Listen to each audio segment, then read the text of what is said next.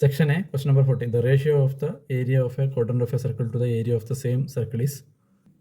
ഇതാണ് തന്നിരിക്കുന്ന സർക്കിൾ, ഇതിൻ്റെ റേഡിയസ് 6 ആണ്. ഇതാണ് ഒരു ക്വാഡ്രൻറ്റ്, അതായത് ഒരു സർക്കിളിനെ 4 ഡിവൈഡ് ചെയ്താൽ കിട്ടുന്ന ഒരു part.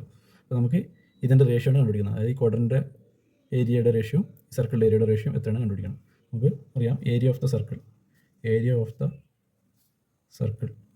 Equal to pi r square.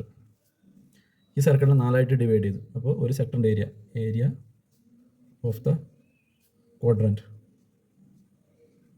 is equal to pi r square divided by 4. Therefore, ratio area of the quadrant divided by area of circle, that is equal to area of the quadrant and pi r square by 4. Area of the circle pi r square.